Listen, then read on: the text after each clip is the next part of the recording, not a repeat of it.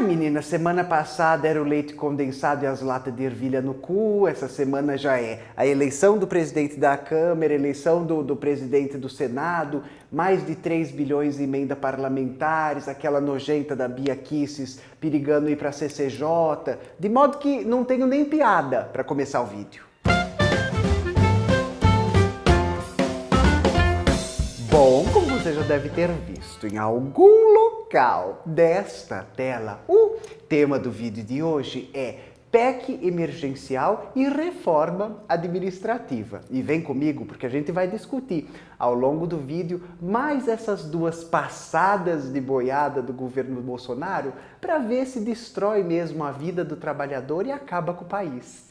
Menina, essa semana foi difícil, né? Eu, pessoalmente, estava jogada... Rochelle, me coloca. Jogada no sofá. Triste, lúgubre. Assim, isolada no alto de uma torre de marfim, no sofá. E foi difícil, né? Mas vocês sabem que aqui no canal eu gosto de falar dos recursos da esperança.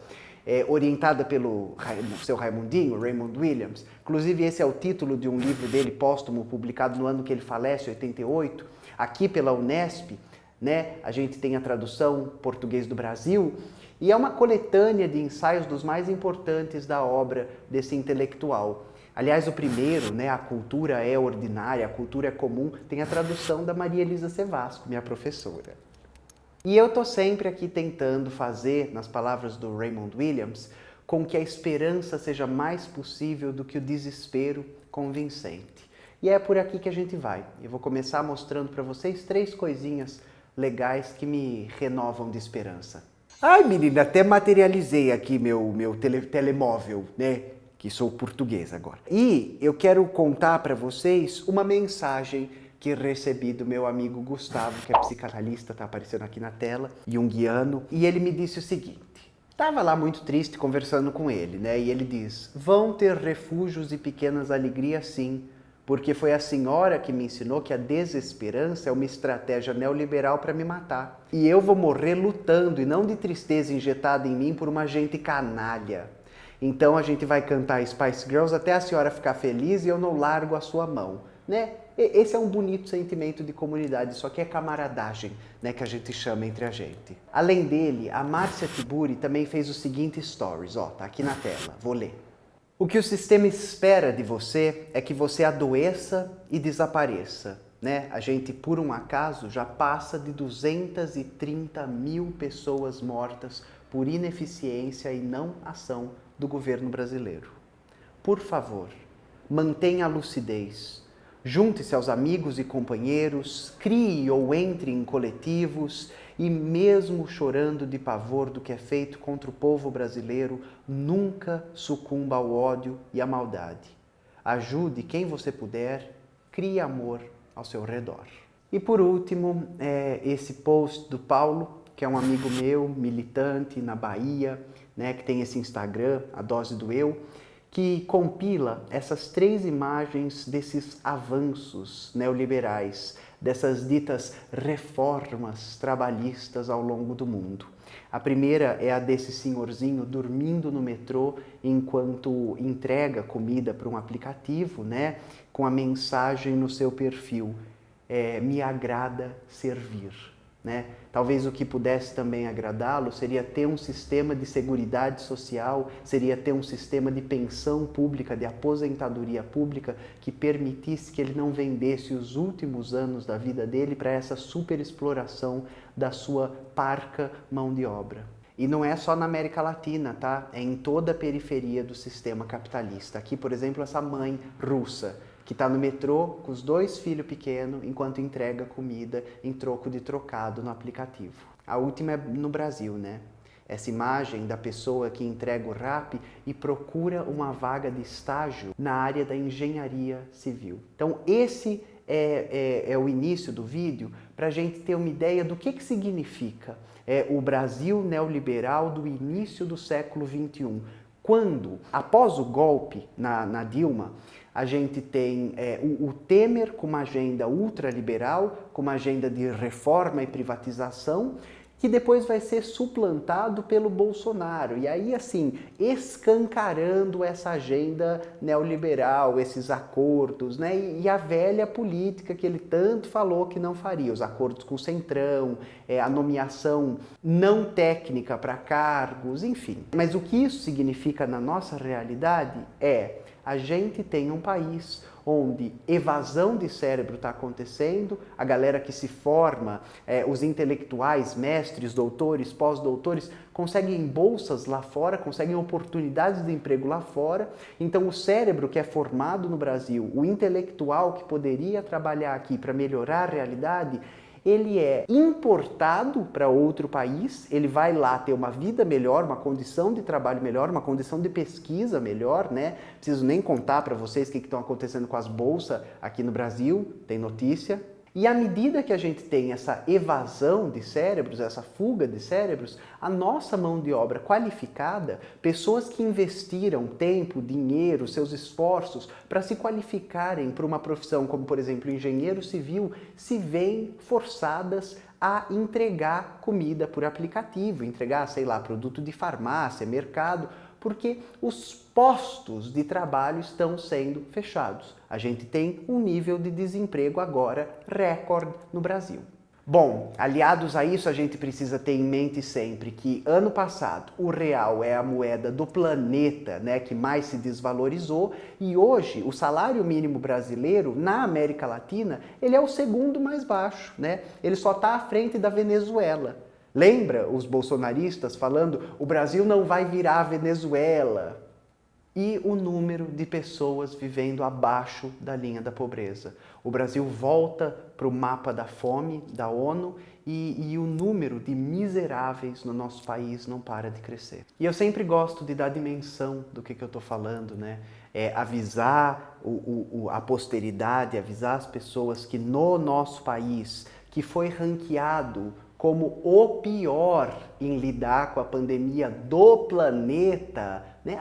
Por que será? Né? Será que tem a ver com a gente ter um ministro completamente despreparado, com não ter um ministério, com não se preocupar com vacina? Bom, enfim, eu não vou entrar por aqui porque eu falei que o vídeo mirava em esperança, né? Mas é importante salientar que quando a gente explica que nessa... a Rochelle vai pôr a data de novo na tela. Que nessa data que eu estou gravando o vídeo, a gente tem 226 mil mortes. E é importante salientar nessa data, porque eu olhei os dados de ontem e eram 1.000 pessoas a menos. Faz mais de uma semana que a gente tem uma ocorrência de óbitos maior do que 1.000 por dia no Brasil. Quando a gente pensa no nosso país, com mais de 5.500 cidades, apenas 154 cidades têm mais do que 200 mil habitantes. Ou seja, a gente já perdeu uma dessas 154 cidades do país em número de pessoas falecidas. A sua cidade, você que está me acompanhando aqui pela internet, tem quantos mil habitantes?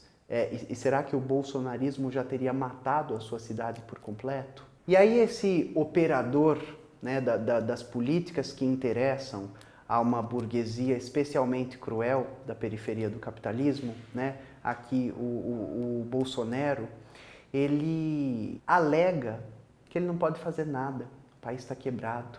Né? Engraçado que ele não pode fazer nada, o país está quebrado, mas na hora de fazer os acordos com o Centrão para eleger pessoas que vão ajudar a passar mais boiadas, esse dinheiro magicamente aparece.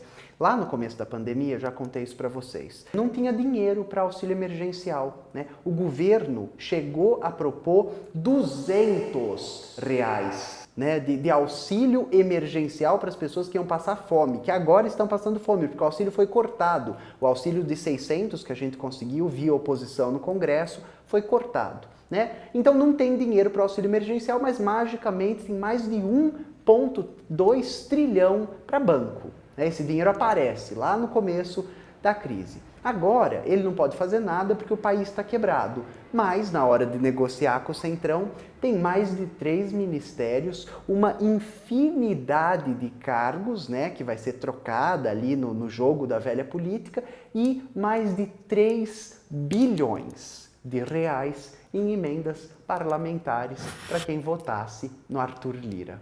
Não sei nem se vale a pena contar para vocês que o Arthur Lira, ele era ex-aliado do Eduardo Cunha, que agora está preso, né? Que ele é réu no Supremo Tribunal Federal por corrupção passiva, por ter recebido mais de 100... E agora ele é presidente da Câmara. E aí o que isso significa, gente? Isso significa que o mosca morta, né, do outro lá, babando leite condensado, Rodrigo Maia, não abriu o processo de impeachment, jurava, né? Jurou que ia conseguir eleger o Baleia Rossi. Aliás, ele é lá de Ribeirão Preto, né? A gente que é de Ribeirão conhece o pai dele, o que ele fez pela cidade. Mas, enfim, jurava que não elegeu, né? Tomou um pau na Câmara e o Arthur Lira foi eleito em primeiro turno com mais de 300 votos, né? Os votinhos que o candidato do Rodrigo Maia consegue ainda vieram dessa esquerda pragmática. Pragmática o c****, né? Dessa pseudo-esquerda que topou essa negociata que até agora eu não tenho noção de qual bem poderia nos ter feito, né? Porque escolher entre Lira e Baleia, no final das contas, era escolher entre vermelho e vermelho, entre azul e azul, porque o Baleia votou mais de 90% das vezes lá dentro da Câmara em acordo com o bolsonarismo. Quer dizer, muita oposição, né? 10% de oposição. Troca essa vírgula de lugar. E eu tô bem fula da vida, sabe? Com essa história dessa esquerda pragmática. Com voto estratégico. Porque, gente, vamos lá, ó. Vamos cronologicamente. Essa história de frente ampla, tão ampla, que na hora de eleger o presidente do Senado, elegeu um cara que era apoiado pelo PT e pelo bolsonarismo. Quer dizer, é tão ampla que é nazista e judeu.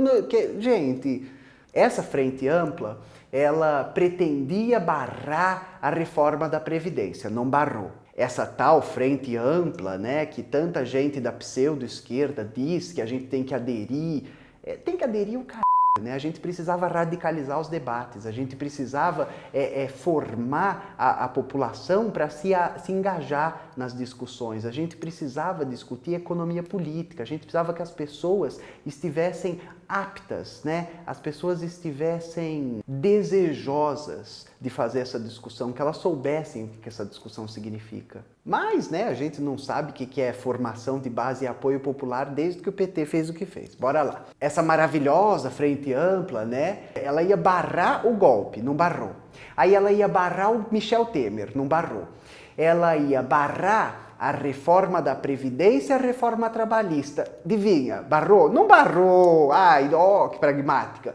E aí, depois disso, ela ia barrar a PEC do teto de gastos, né? Que para você que não está a par da coisa, depois, por favor, eu vou deixar também um monte de artigo aqui, mas essa PEC a gente a chama de a PEC da morte. Ela congelou gastos públicos pelas próximas 2 décadas no país. Quando eu falo de gastos públicos, eu não estou falando de 15 milhões em leite condensado, não. Eu estou falando de investimento em infraestrutura, saúde, educação, segurança. E aí a gente fecha um acordo que pelos próximos 20 anos não gastaremos 1 centavo acima disso aqui. Tá, e o que acontece se a população crescer? Foda-se.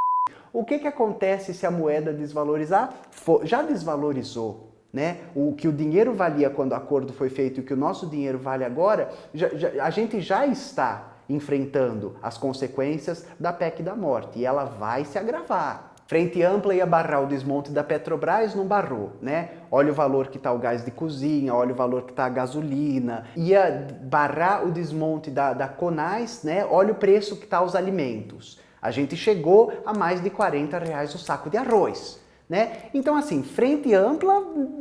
Meus caroços de manga, né, gente? Eu falei que tô tentando angariar recurso de esperança. Mas para ter esperança, a gente precisa estar com os pés na realidade, moçada. Precisa estar sabendo do que a gente está falando. Então, eis que a gente chega nessas duas que parecem ser cartadas finais sobre o que havia de Estado brasileiro, né? Eu pensei que o nome desse vídeo também podia ser O Último que Sair Apaga a Luz, porque, de verdade, ou a gente para o bolsonarismo agora, ou não vai ter país para ser reconstruído no futuro.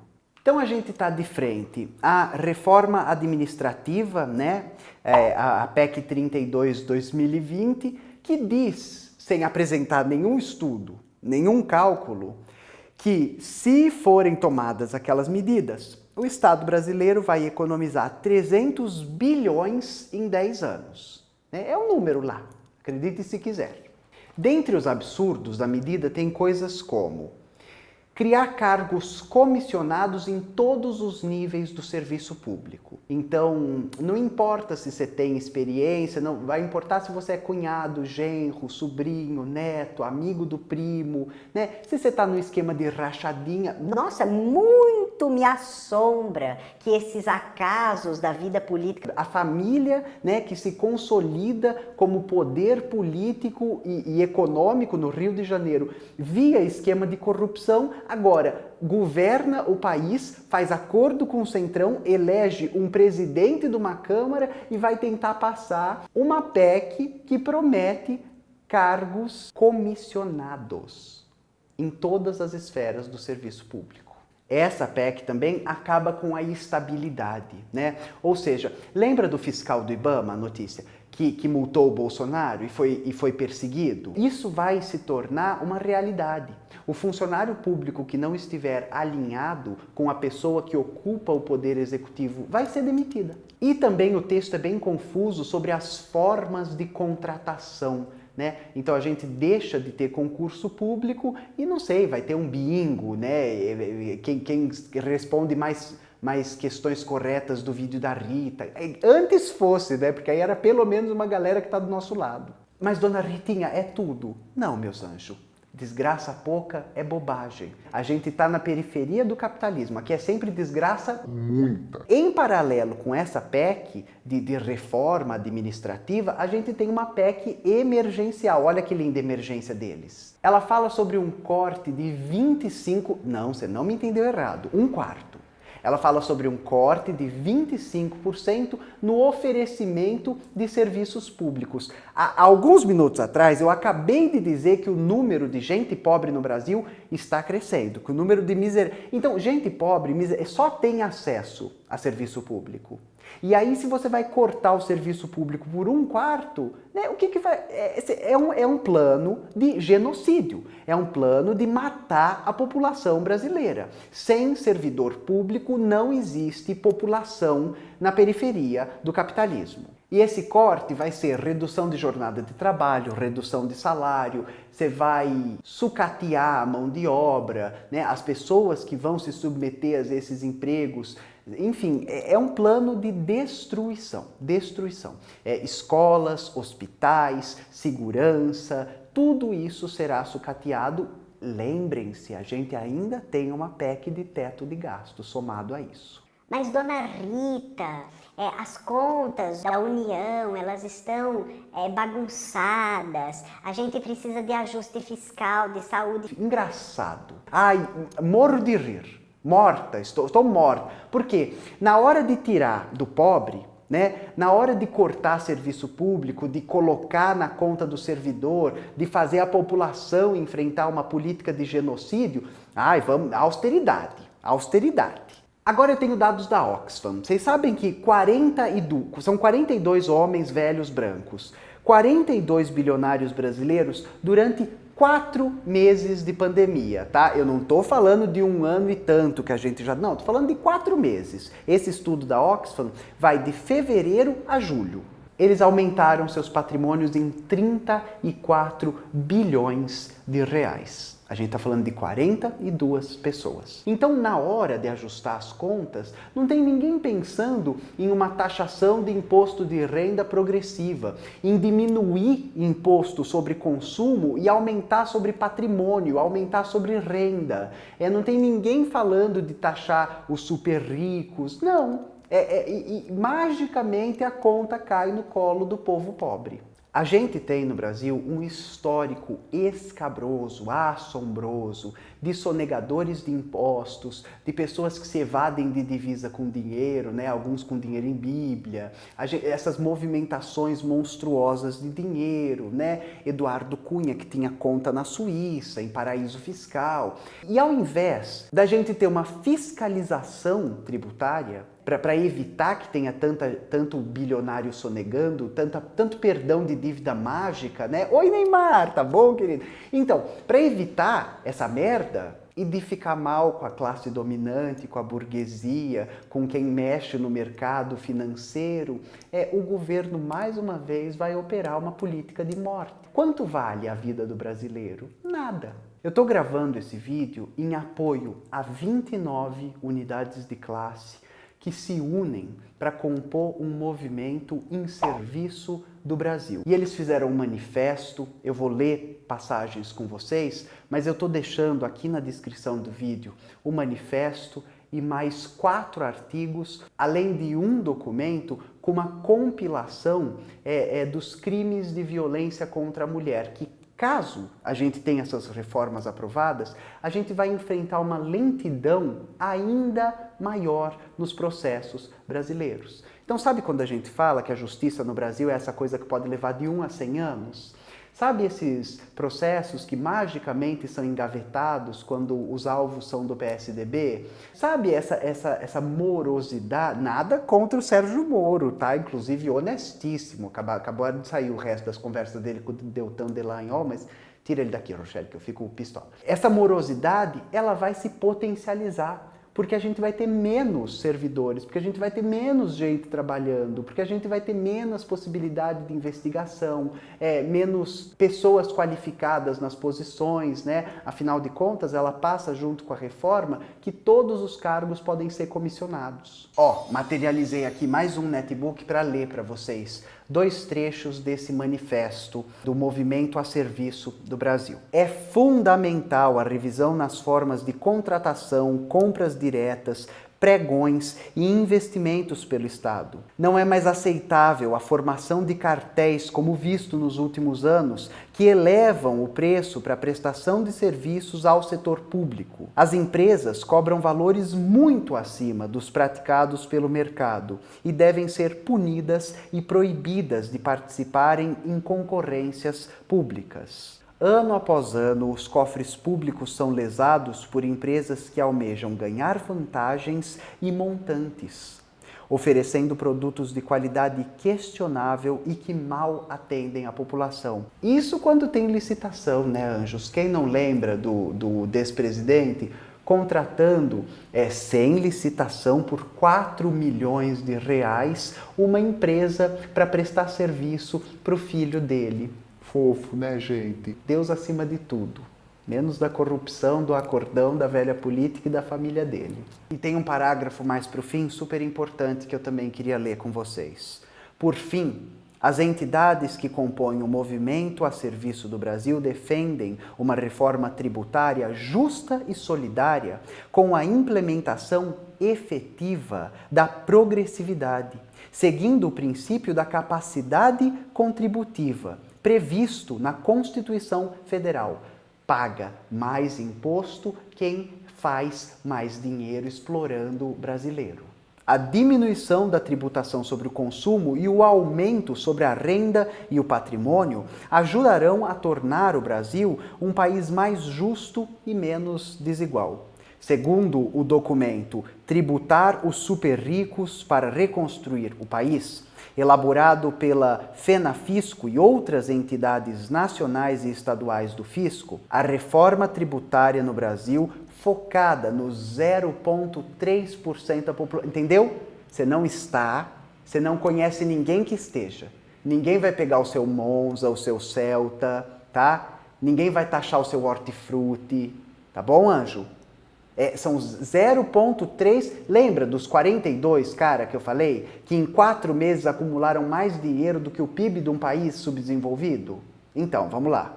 A reforma tributária no Brasil, focada nos 0,3 mais ricos, por si só, tem potencial de arrecadar cerca de 3 trilhões em 10 anos, sendo o melhor caminho para sair da crise sem afetar o atendimento à população e a vida da população.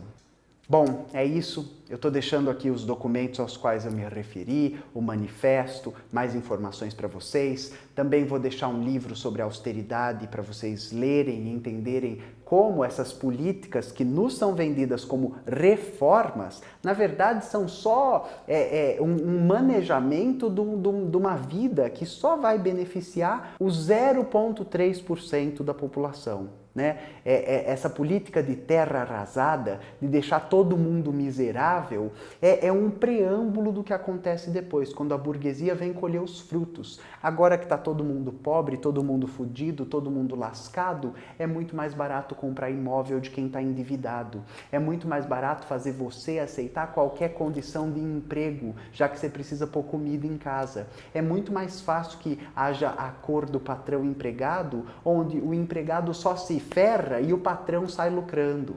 A gente passa por uma crise econômica, agravada por uma crise sanitária sem precedentes no nosso século. E isso aqui que a gente está falando para vocês se chama luta de classes. É como a burguesia opera para manter suas taxas absurdas de lucro. Para encerrar, os servidores públicos tão vilipendiados, vilanizados pelo Paulo Guedes, eles têm compromisso com a população brasileira. E quem propõe, escreve e aprova essas reformas tem compromisso com quem? É isso. Vejo vocês semana que vem, espero que vocês estejam fulos e pistolas, leiam e que a gente organize poder popular. Um beijinho, tchau!